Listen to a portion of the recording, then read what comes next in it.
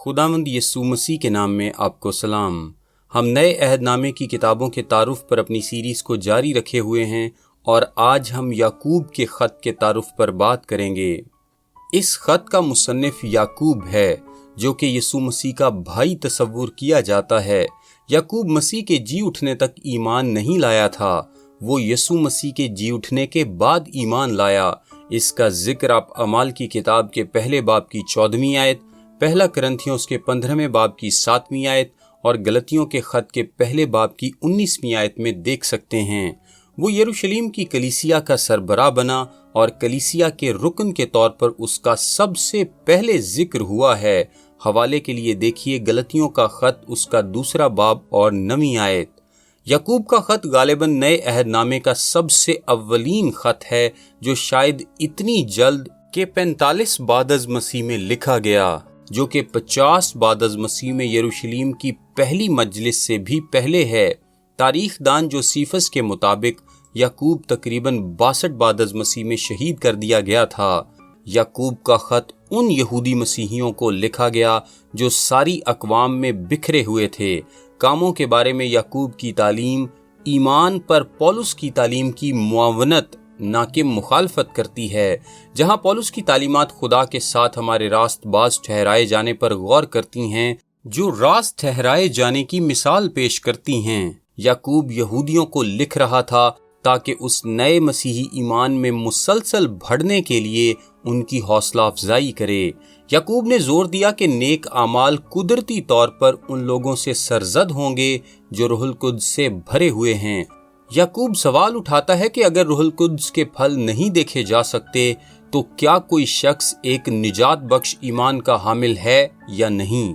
बहुत हद तक वैसे ही जैसे पौलुस गलतियों के खत के 5वें बाब की 22वीं ता 23वीं आयत में बयान करता है, जहां लिखा है, मगर रूह का फल मोहब्बत, खुशी, इत्मीनान, तहम्मुल, मेहरबानी, नेकी, ईमानदारी, हिल्म, परहेजगारी है। ऐसे कामों की कोई शरीयत मुखालिफ नहीं। याकूब का खत खालिस अकीदे, खालिस ईमान और खालिस हिकमत की रूह से ईमान के चाल चलन का खाका पेश करता है। ये किताब मत्ती की इंजील के 5वें ता 7वें बाब में यीशु के पहाड़ी वाज का एक काबिल तवज्जो मुआजना रखती है। याकूब ईमान के चाल चलन के मजमूई खसाइल बताते हुए पहले बाब में शुरुआत लेता है। 2 बाब और 3 बाब के आगाज में वो मुआशरती इंसाफ और अमली ईमान पर एक गुफ्तगू को मौजूए बहस बनाता है। फिर वो दुनियावी और खुदा परस्त हिकमत के दरमियान मुआजना और फर्क करता है और हमें कहता है कि बदी से दूर हों और खुदा के करीब हो जाएं। याकूब खास तौर पर उन दौलतमंदों की सख्त सरजनिश करता है जो ज़ख़ीरा अंदोज़ी करते हैं और उनकी जो खुद पर भरोसा करते हैं। आखिर में वो ईमानदारों की हौसला अफजाई करते हुए ख़त्म करता है कि दुख में सब्र करें, एक दूसरे के लिए दुआ करें और एक दूसरे का ख्याल करें और रफ़ाकत के लिए अपने ईमान को मजबूत करें। याकूब का ख़त ईमान और अमाल के माबैन ताल्लुक़ की बेहतरीन वजाहत है। यहूदी मसीही जिन्हें याकूब ने लिखा मूसवी शरीयत और उसके कामों के निज़ाम में इस कदर पक्के थे कि उसे इस मुश्किल सच्चाई को समझाने की खातिर एक खातिर खा वक्त सर्फ करना पड़ा कि कोई भी शख्स शरीयत के कामों के जरिए रास्तबाज नहीं ठहराया जा सकता।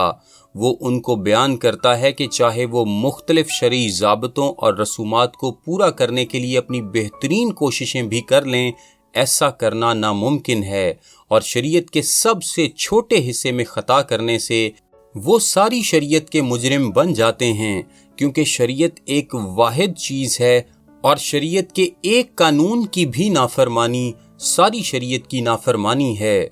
याकूब का खत यीशु मसीह के वफादार पैरोकारों को एक चैलेंज देता है कि महज बातों की बात न करें बल्कि मसीही चाल का चलन रखें, जबकि हमारे ईमान का चाल चलन यकीनी सूरत में कलाम के बारे में इल्म की तरक्की का तकाजा करता है। याकूब हमें नसीहत करता है वहीं न रुक जाएं। बहुत से मसीही इस खत को मुश्किल पाएंगे जब याकूब महज 108 आयात में 60 फराइज पेश कर देता है وہ پہاڑی واز میں یسوع کی باتوں کی سچائیوں پر غور کرتا ہے اور ہمیں تحریک دیتا ہے کہ اس پر عمل کریں جو خداوند نے سکھایا تھا۔ یہ خط اس خیال کو بھی رد کرتا ہے کہ کوئی شخص مسیحی ہو اور پھر بھی گناہ میں زندگی گزارتا رہے اور راست بازی کا کوئی پھل ظاہر نہ کرے۔ یعقوب دعویٰ کرتا ہے کہ ایسا ایمان تو بری ارواح بھی رکھتی ہیں جو کہ ایمان رکھتی اور تھر تھراتی ہیں، تاہم ایسا ایمان بچا نہیں سکتا کیونکہ یہ ان کاموں سے ثابت نہیں ہوتا جو ہمیشہ سچے نجات بخش ایمان کے ہمراہ ہوتے ہیں۔ نیک کام نجات کا موجب نہیں بلکہ وہ تو اس کا نتیجہ ہوتے ہیں۔ میرا نام تابش قاضی ہے اور یہ پیغام آپ کو ڈیلی ورسز کی جانب سے پیش کیا گیا ہے۔ ہم سوموار سے جمعہ یعنی ہفتے میں 5 دن انگلش، اردو اور آڈیو میں ایسے پیغامات واٹس ایپ سروس کے ذریعے بھیجتے ہیں۔ اگر آپ اپنے نمبر پر یہ سروس حاصل کرنا چاہتے ہیں تو ابھی اپنا نام اور شہر کا نام لکھ کر 0333 80 20 972 973 یا پھر 974 پر واٹس ایپ میسج کریں۔ خدا آپ کو برکت دے، آمین۔